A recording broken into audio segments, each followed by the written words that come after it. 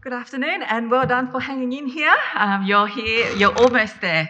Let me tell you a little bit about Hannah More. I think she's a fairly exciting person, so hopefully I can keep you engaged even though it's the last paper of the day. Now, Hannah More fulfills the first part of the library today as a member of the Clapham sect.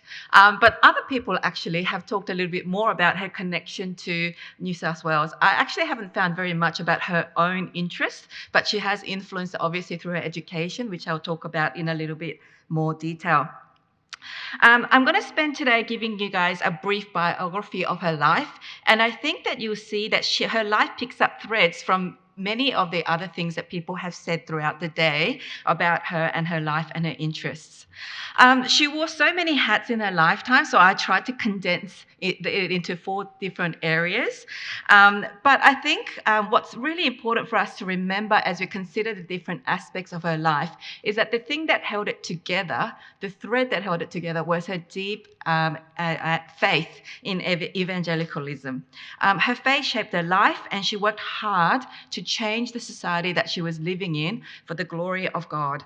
So I want you to consider that as we go on. And I think the other thing that's worth mentioning as we've talked about the Clapham sect is that Hannah More was the only woman who was part of the Clapham sect that was a part of it because of her own achievements. The other female members of the Clapham sect were part of it because they were married to other men in the Clapham sect. So there is a uniqueness and distinctiveness to her life that's interesting as we will go on and talk about her contributions. So, her early life. So, Hannah More was born the 4th out of 5 sisters in Bristol in 1745. Her father, Jacob, was a schoolmaster at the local free school. So, unlike many of the other members of the Clapham sect, she was actually from middle or even lower middle class background. And that does come into importance as we consider her life as we go on. Hannah's greatest bonds were with her 4 sisters, Mary, Sarah, Elizabeth, and Martha, who also was known as Paddy. And Paddy also got a couple of mentions here today. All 5 of the sisters worked together and lived together their whole lives. None of them got married. And so the 5 of them seemed completely content in each other's company and provided the emotional and spiritual support throughout their lives. As was the usual practice at her time, Hannah was initially educated at home by her father, Jacob. Like I mentioned, Jacob was a schoolmaster at the local school and was therefore very well suited for it. At the time, women were educated in modern languages, music, drawing, painting, embroidery, and manners. Latin and mathematics and natural history were not taught to women. It seems that initially, though, Jacob went against this and taught Hannah everything that he thought that women, both men and women, should know about. However, apparently the family story goes that Hannah was so outstanding in these manly subjects that Jacob apparently stopped educating her. He thought it was unfeminine that she should be so good at these manly subjects.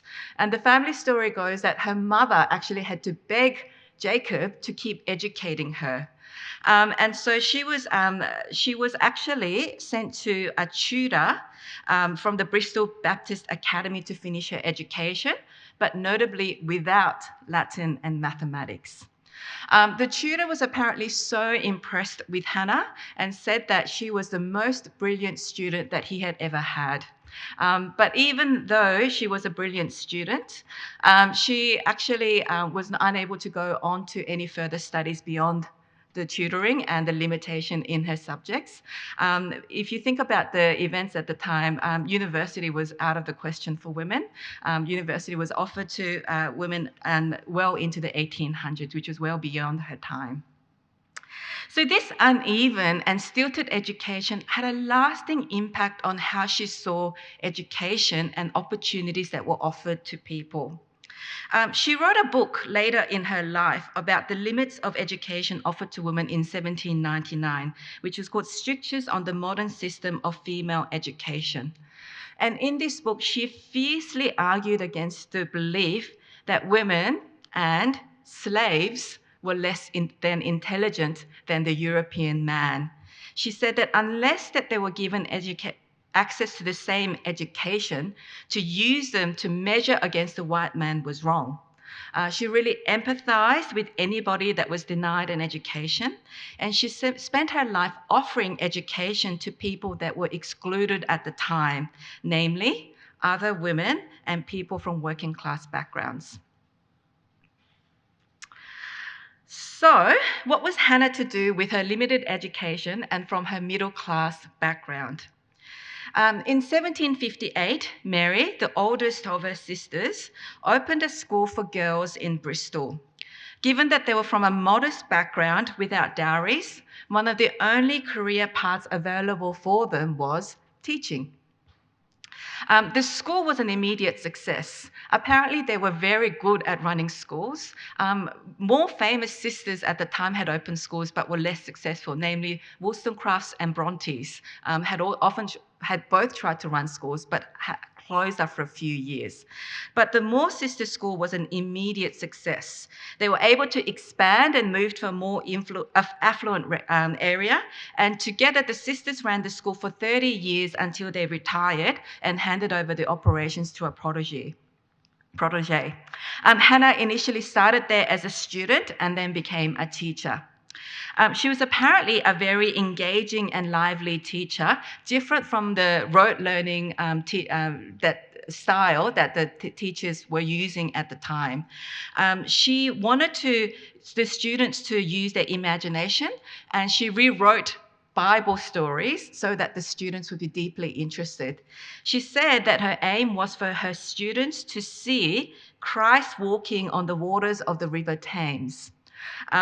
She hated corporal punishment, and if she could see that her students were disengaged, she blamed the syllabus and on the teaching methods rather than resorting to punishment as they were wont to do in that time. It was while she was a teacher there that she considered marriage. She met a man called William Turner, who was a respected and wealthy landowner, and she met him because he had two cousins who were students at the school. He proposed, and she accepted. But after 6 years and 3 postponements, the wedding still hadn't taken place. It seems that William Turner would set a date and would cancel each and every time. After the third cancellation of the wedding date, Hannah seems to have realized that he was actually never going to marry her. And so at that point, a family friend intervened, and he organised for there to be an annuity of £200 a year for her to be given and for the engagement to be cancelled. This sum was enough for living and room of her own, and apparently this was very common practice when an engagement was cancelled for these annuities to be given the time and inconvenience that it caused her. Now, I mention this because it was significant in her life for 2 reasons. The first is that she never seriously considered marriage again. It seems that she had other marriage proposals, and people say that she could have easily have married if she wished. But after this, she seemed to have really enjoyed the freedom and independence of single life that could give her, and she was able to accomplish so much more without marriage. And this annuity, remembering that she was from a middle-class background without dowry, this annuity freed her for the first time from working, and she could actually pursue what she had actually always wanted to do, which was to become a playwright in London and have her plays be performed on the stages. So what did she do afterwards? Well, for Christians, plays were a moral grey area at the time, but she had tried to bridge the gap by writing plays for her students. So her first attempt was when she was a teacher. In 1763, she wrote a play called Search After Happiness, and she intended it for the students at the school to use. So she tried to bridge the moral grey areas by only having female parts in it, and she didn't put any questionable material in it so that the students wouldn't act out inappropriate parts. So that was her first attempt. But now that she had an annuity that she could pursue her career, she began her new career by spending her life by living in London for a part of the year. She was introduced to famous writers and theatre managers and showed them her work. Mediated and introduced by the same family friend that had organised her cancelled engagement annuity, she was introduced to some of the most famous writers and playwrights in London. And the world of the literary world in London was opened. Within weeks, she was acquainted with some of the most famous people in London, and her wit and charm was winning them over. She became friends with David Garrick, who was one of the most famous Shakespearean actors and manager of London's Theatre Royal at the time. And he became a great friend and a mentor, a father figure to her. He helped to stage two of her plays that were well received, and she finally fulfilled her lifelong dream. She was known as a playwright, and her plays were very well received. But, like some of us do, she didn't find that fulfilling her lifelong dream was all that satisfying, and it didn't give her the deep fulfillment that she was seeking in life. Her second play, additionally, was accused of plagiarism. And the plagiarism was found to be groundless, but those accusations, it really shook Hannah. Another thing that happened was David Garrick, the friend who had become a good mentor, he died in 1779. So she continued to visit London, and she'd made many friends, but things really changed for her. She stopped writing for the stage, and later in her life, when she was putting together a collection of her works to publish, she wrote a little foreword, and she said that she really regretted this period of time when she was seeking fame and glamour of the London life. But this was a seminal time in her life. While she was in London, she was actually introduced to some upper class women writers and intellectuals who were using their influence for philanthropy. And this group of like-minded, serious women writers and intellectuals called the Blue Stocking Circle helped to try her own hand at philanthropy for the first time. She befriended a woman called Anne Yeasley, who was a cook and a milkmaid with a husband and 5 children. But she had written a series of poems which Hannah thought was great. And so she took Yeasley under her wing, she tutored her in writing, she edited her poems and got it published. And this generated a lot of money for Yeasley. And so Hannah took this money and invested it so that she could have a yearly income to raise her kids. But money, as things often do, brought tension into the relationship. Yeasley started to resent the fact that Moore wasn't giving her access to her money, whereas it seems to be that Moore was afraid that Yeasley, more likely her husband, would mismanage the funds. So she actually refused to give her access to the money that Yeasley had earned. And so Yeasley retaliated by publishing a series of defamatory pamphlets against Moore, saying that she's trying to take this money for herself, which led to Moore turning over the funds back to Yeasley. And so you can see that all these kind of things in London was all leading her to not really enjoy being in London and seeking the life of a playwright. But alongside of these, something else was happening in Moore's spiritual life. She had been raised as a Christian. Her father, Jacob, had been a high churchman. But in 1780, she read a book that changed her life. It was called California, and it was written by none other than John Newton. And she said that this was religion that touched both her head and her heart. She was moved to visit John Newton, and he introduced her to William Cowper's poetry and other evangelical works. So combined with her growing faith and the negative experiences in London, she signalled her final transition by abandoning London and moving to Somerset in 1785. She was now spending more and more time with her evangelical friends, and in 1787, she was introduced to the person that would become the most important person in her life besides her sisters, and that was William Wilberforce.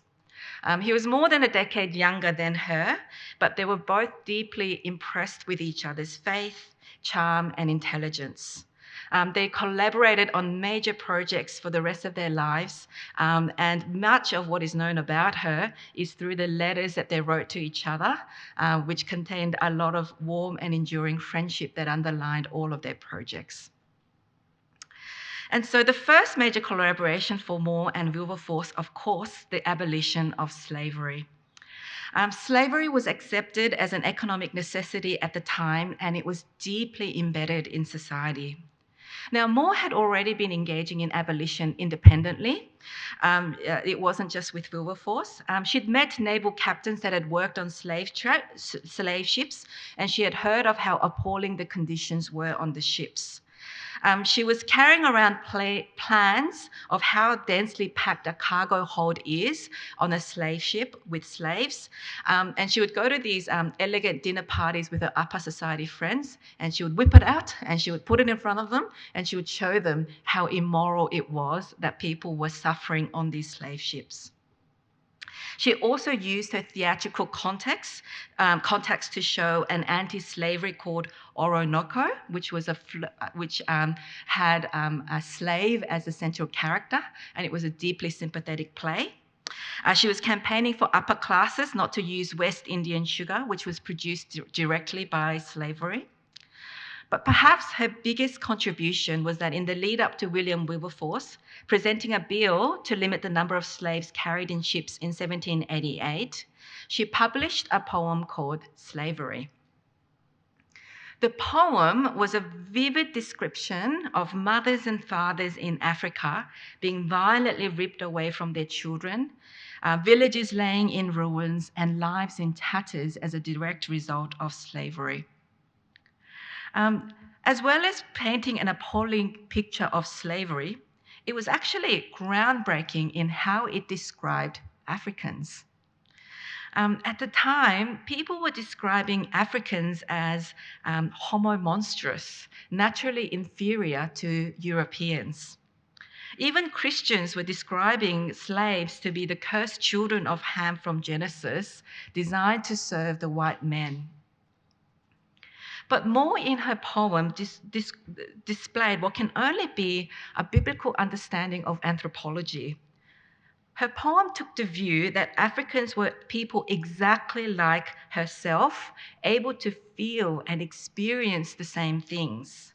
And she took the readers on an emotional journey to see them as human beings made in the image of God.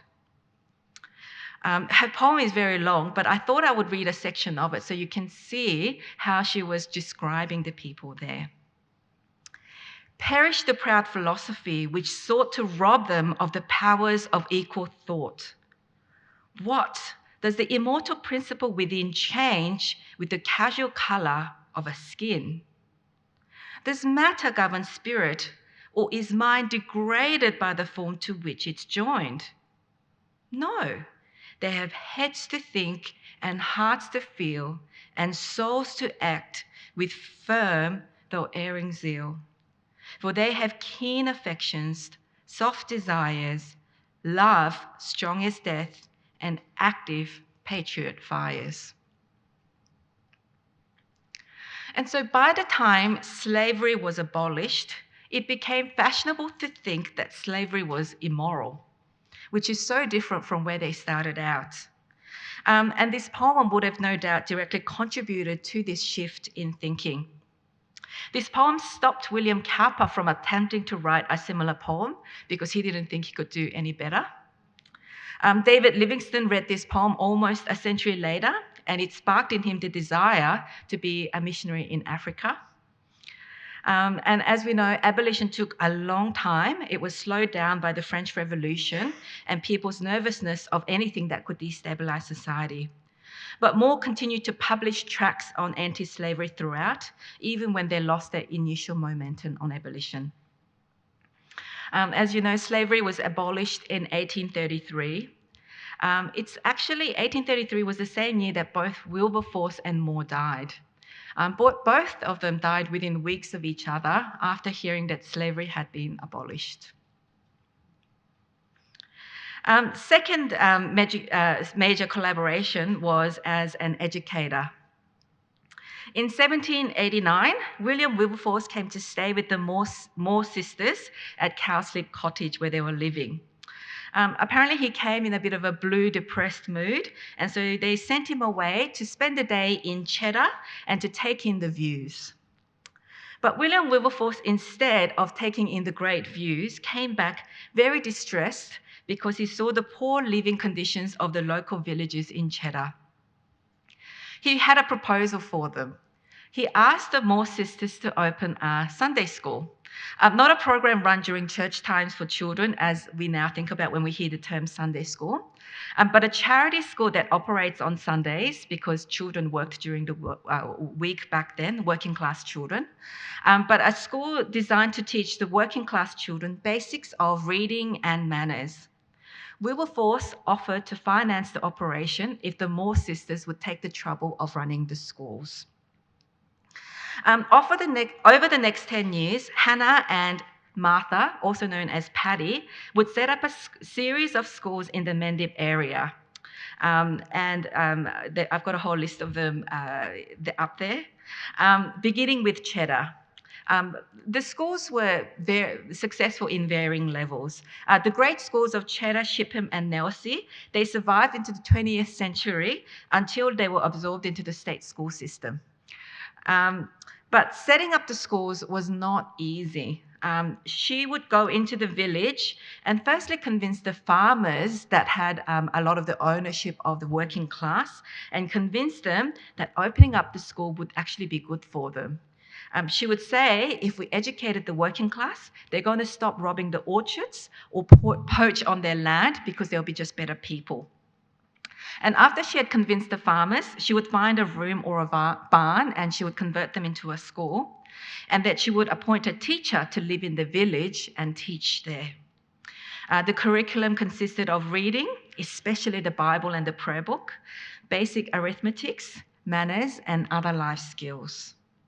At its peak, they estimate that over 1,000 local children were attending these schools every week. Some of the schools were so successful that they added evening class for youth and adolescents and even adult literacy classes. And what they would observe is that as the students grew in their ability to understand the Bible, church attendance would go up. In Cheddar, for example, the local church used to have about 50 people attending on a Sunday. And after a while, it grew to 700 after the schools grew in its success. But it's worth noting that probably because these schools were so successful, they were very heavily criticised even during her time. Critics said that the syllabus was really narrow and they were not designed to raise anybody above their stations, but it made life easy just for the upper classes. They criticised the fact that they were only taught to read but not to write, and others criticised more because she employed Methodists as teachers. And others said that she took on spiritual leadership in the village rather than leaving it to the bishops or the vicar or the curate. In answer to some of the criticisms, I do have some things to say. It's true that the syllabus would definitely be considered narrow for our time. But we actually have to consider that she was walking a very fine line between the upper classes who were actually paying for the schools, and they were also very, very nervous about the French Revolution. They thought that if you educated them too much, that they would rise up and topple them. And so she was actually saying, no, it's a good thing. Please keep paying for the schools, but I'm not going to educate them to topple you at the same time. And also, she did emphasize reading more than writing. That is also absolutely a given, which was mentioned earlier. But I also think that she was telling them that she was emphasizing the reading more than the writing, again, because the upper classes were so nervous. Because a number of her former students eventually became teachers at the schools, which actually would have been impossible if she didn't teach writing. So I do think that she taught writing to the working class more than she was willing to admit to the upper classes that were paying for the schools.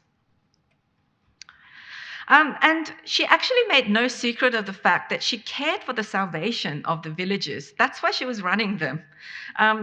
There was a spiritual void that no one else was stepping into. For example, the vicar at Shipham had claimed the tithes for 50 years, but had not preached a sermon for over 40 years. There was no religious instruction and there was lack of access to the Bible. And so before they came along, their goal was that the Bibles would be read and understood in each home. And so that's why she was stepping into that void. And Hannah and her sister Patty worked incredibly hard to support the schools. There were middle-aged women who were going on horseback to the schools each and every Sunday. The schools grew to such an extent that they could also no longer cover the schools within a single week. So each Sunday they would go from school to school, covered, spread out over 2 weeks on horseback to see how they were going. And this level of dedication can only be because they wanted to see true faith, and they greatly rejoiced when they saw evidence of faith. So as she involved her lives more and more with the working class, she started to understand how hard the life was for the working class people. And she also saw gaps where she could step in to make life easier for the working class. And so she did things like she formed women's friendship societies where if the women paid a small subscription, they could be given payments in times of illness and childbirth and death. And so they would have some money to support themselves throughout this period. When there wasn't enough money to cover up these things, she would personally top up the finances to make sure that there was not a shortfall and that people would go without. She also found that many of the women were engaged in spinning linen, and she found that the pay was quite low for the labor-intensive work.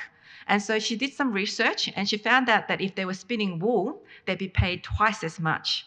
So she found a master to come and teach them how to spin wool instead. She paid for the master to teach the women how to spin wool. And then she even found buyers for the people for the spun wool. And then when there was a mining slump, that meant that ore in Shipham and Rowbarrow, a primary mining village, was not having a good income. She bought the ore at above the market prices and then stored it until the market stabilized and then sold it. And when she died, she had £30,000 of her estate, and she didn't have any children, so she distributed that among 70 charities, religious activities, schools, and clubs. And some of her schools and clubs ran until the 1950s. But having said that, she was always a writer, and through all these activities, she never stopped writing. And she was someone who was able to move between classes, which was a very rare trait at the time. And on the slide there, I've got some of the writings that she wrote for the upper classes. For the upper classes, she wanted them to live out a sincere faith. She saw a lot of insincerity in the way that they conducted their lives whilst calling themselves Christians, and she was quite critical of them for that. Her work on 1788, Thoughts on the Importance of Manners, she pointed out the hypocrisy of the respectable. An example was she saw that many of the upper class ladies would call hairdressers to their homes on a Sunday to dress their hair, which would mean that the hairdressers would not be able to go to church. And so she was highly critical of that. Her book was read by many, to an extent that Queen Charlotte actually stopped calling the hairdresser on Sundays as a result of having read her work. She also criticised how the polite would tell servants that they weren't in, even though they were, because they didn't want to see a guest. And she really criticized them for that. She said, not only are you lying to your guest, but you're teaching your servants to lie. And so she just really criticized their hypocrisy. In her 1790 work, she wanted them to know the gospel instead of morality. And she criticized the consumerism and the impersonal nature of the fashionable society. Her 1799 work on Strictures on Modern Education, I've mentioned before, she criticized the limits of education offered to women. And in 1805, she wrote Hints Towards Education of a Young Princess.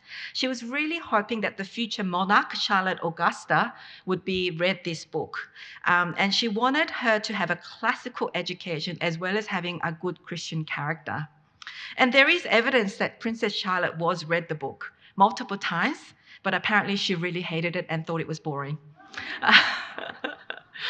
Novels were a grey area for Christians, but she still wrote Caleb's Search for a Wife in 1808. Apparently, it was enormously popular but savage by critics. It was a didactic story of a young man's search for a wife. It is seen to have been an early precursor to Jane Austen, and it is seen to have influenced particularly Mansfield Park of Jane Austen's work. She was regarded as the most widely read female author in England at the time, and she's thought to have made evangelical thought fashionable to the upper classes. John Newton really encouraged her to keep writing and said that people that would never read religious books would read all of hers, and he said, keep writing. So what did she write for the working class, given her extensive knowledge of the working class? Well, as she got used to them and after she had taught them how to read, she realized that there was actually very little for them to read available for them. And so now that she taught them to read, she decided that she had to write things for them to read that was edifying and encouraging. The first thing she did was she wrote a 5,000-word essay of a dialogue between a blacksmith and a mason discussing the French Revolution. She emphasized the goodness of the law in England and how the state benefited both the rich and the poor in England as opposed to France. And it was very, very revolutionary at the time because she was trying to win the working class using reasoned arguments about politics. And the success of this essay convinced her that she needed to write to the working class. And she established the cheap repository tracts where between 1795 to 1798, she produced 114 tracts, 49 that she wrote herself, and she personally produced all of them. They consisted of ballads, Sunday readings, and stories. Her wealthy friends and contacts subscribed to them, so Wilberforce, Thornton, many of the people that you've heard about today. And through their support, she was able to publish them below cost. And they were enormously popular. In 1 year alone, 2 million copies were sold. And she was able to write really short and simple and popular tracts that could convey complicated ideas using metaphors from the lives of the working class because she understood the lives of the working class. Modern viewers see them as being preaching to the lower class to remain in their stations, waiting to be rescued by the upper class, and that they were predictable. But her skill lay in the fact that she was able to write precise and vivid descriptions of the work patterns of the rural communities, and she knew the lives of the rural poor. She placed them in realistic situations and gave them dignity as individuals, which is what set her works apart. Moralists now saw that publishing repository tracts was an ideal way to reach the working class, and More herself wound down her involvement due to sheer exhaustion. So in 1799, Religious Tract Society was formed, and they took over what she had been doing, and they published many of her works deep into the 1800s. More herself retired from Somerset to Barleywood in 1801. She hoped to visit the poor, spend her time reading and reflecting, but visitors continued to come to her house. Not only evangelicals, but duchesses, MPs, and actresses would also come, drawn by her books and reputation. She said up to 20 people would come and see her every day, and she didn't know half of them. And she was called the Bishop of Barleywood. As the years went by, her sisters died one by one until her youngest and her closest sister, Patty, died in 1819. In her later years, because of how much money she was giving away, she was often concerned about her finances, but she never stopped being generous. Her income supported her servants, schools, and her numerous charities. She also took in 2 orphans and raised them. But as she grew increasingly frail, her friends helped to manage her finances, moved her into their homes, and looked after her. And she died in 1833, aged 88. So when we look at her long and varied life, it's very easy to be distracted by her many accomplishments and her works. But in everything that she did, her desire was to point everybody to God.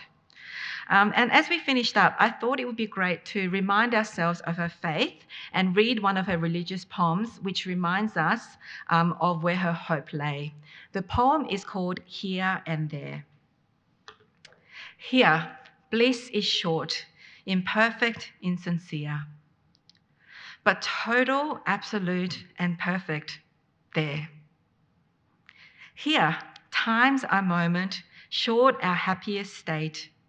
There, infinite duration is our date. Here, Satan tempts and troubles even the best. In a weak, sinful body, here I dwell. But there I drop this frail and sickly shell.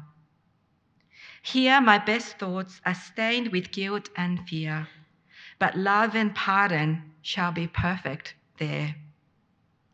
God cannot disappoint, for God is love. Here Christ for sinners suffered, groaned, and bled, but there he reigns, the great triumphant head. Here mocked and scourged, he wore a crown of thorns. A crown of glory there his brow adorns. Thank you.